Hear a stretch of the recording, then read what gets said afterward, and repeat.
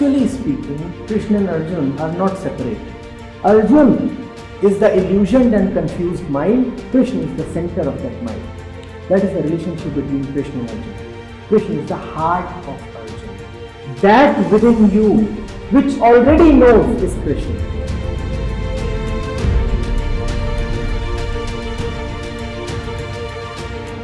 Acharya.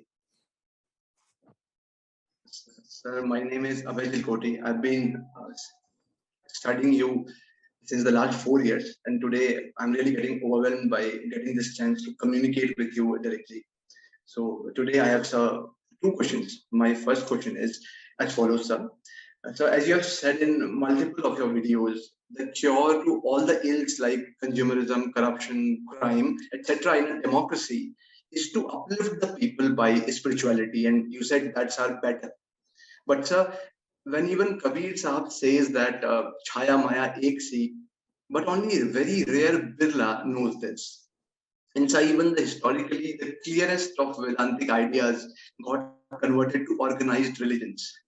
So my question is it even theoretically possible to uplift the whole population spiritually and not just the rare Birlas, as spirituality is an individual pursuit? It depends on the intensity of your love. Depends on the depth of your insanity, your craziness. When Kabir Sahib says, Maya Chhaya ek si birla jane koe, bhakta ke piche pade sammukh bhage soe, he is describing a fact. He is not narrating an ideal. Let's differentiate. He is telling of how things stand usually. He is not saying this is the way things ought to be or must be. He is saying rare is the one who comprehends Maya. That does not mean that he wants people to remain in darkness about Maya. In fact, he is bringing out the fact of Maya so that we may be liberated of her. Right?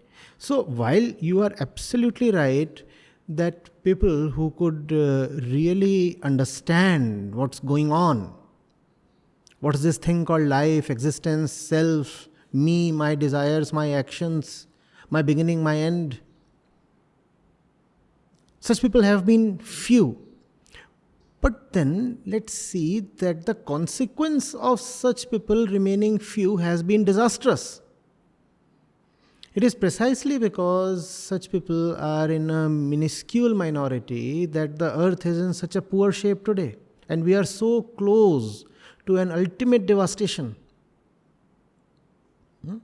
So, while those people are rare, we must ensure that they do not remain in a rare proportion. Their numbers have to be raised. The depth of understanding within the common folk has to be greater.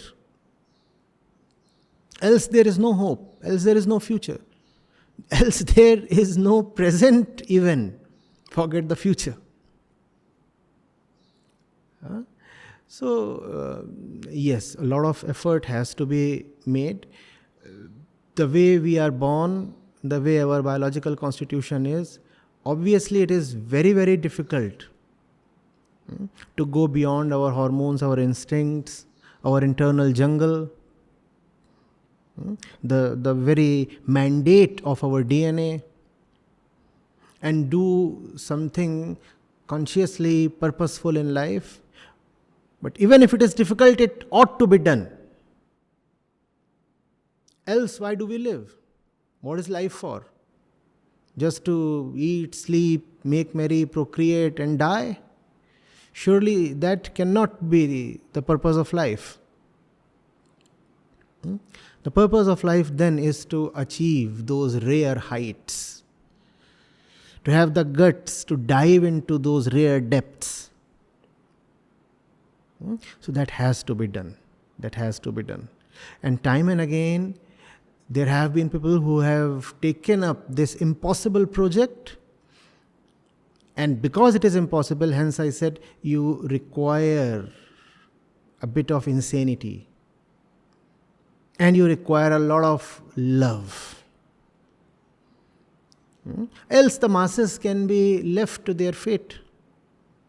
You could say, oh, the people have always been like this, the earth has always been like this, we have always been ignorant, violent, fearful, and we have suffered, and suffering is simply the destiny of mankind. You could say that and relieve yourself of all responsibility.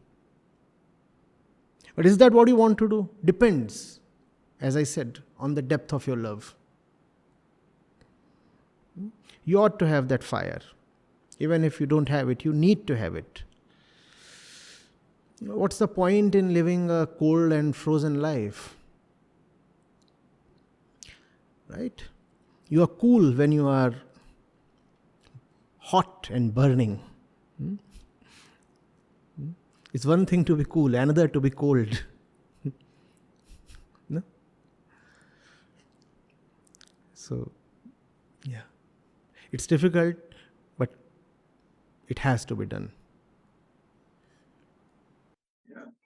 Dhanyavad Acharya ji. With your permission, my last question. Sir, you have explained Gyan Yoga, Bhakti Yoga and Karma Yoga very clearly in many of your videos and articles.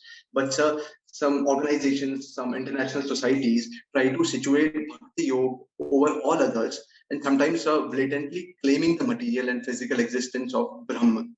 And sir, even their Bhakti Yoga seems to contradict the Bhakti Yoga in Advaita. So my question is it a useful way to give a tangible form of spirituality to the common public, or sir, is it an arbitrary anti-science and a misuse of spirituality? For example, sir, by translating Buddhi in Bhagavad Gita as Bhakti. Please, sir. The latter. It is simply a lustful exploitation of the scripture. No good use comes out of it, except that when you sell crap, it is easier to sell.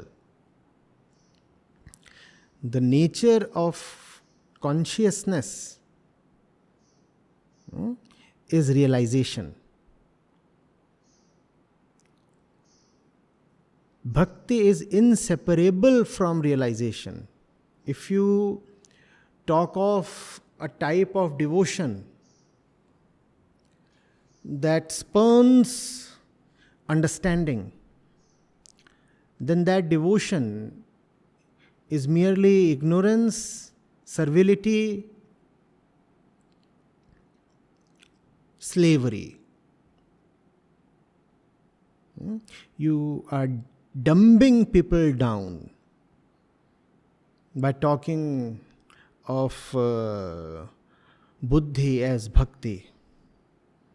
And you do not even know that you are displaying your great arrogant ego when you do this. You think you are so big that you can distort the words of even Krishna.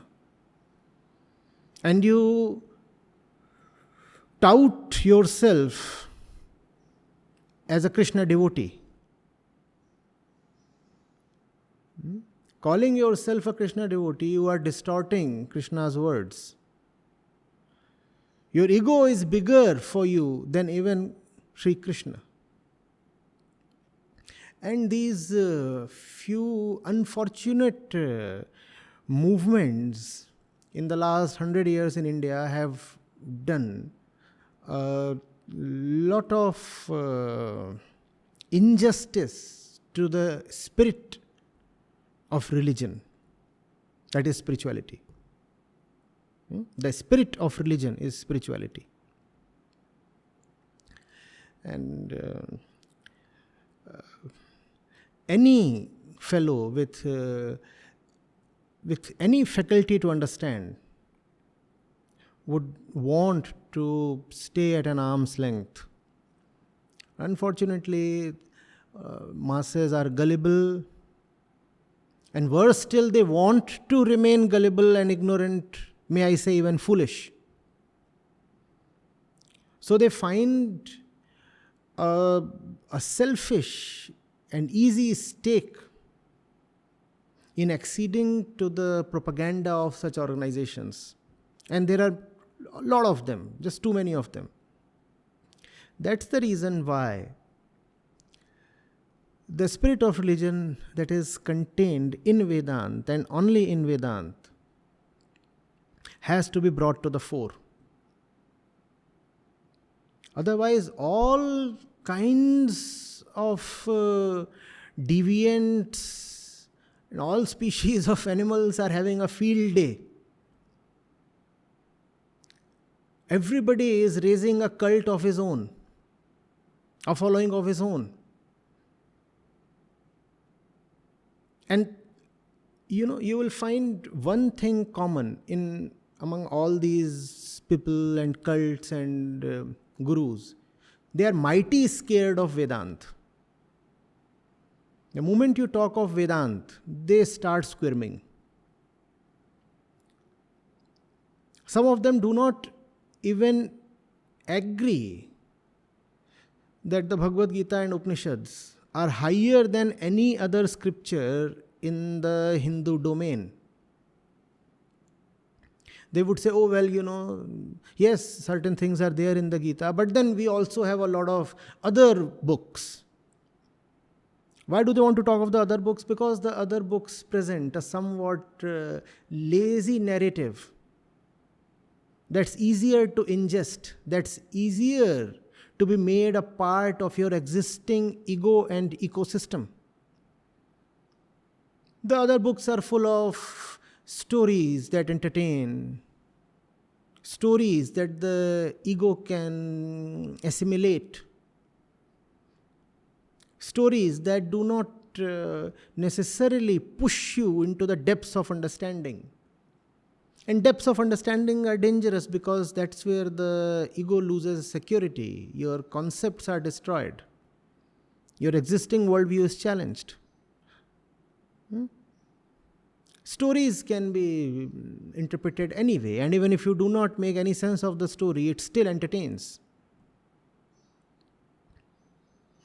So that's what the Hindu religion has come down to. And a great renaissance is needed. Great renaissance is needed.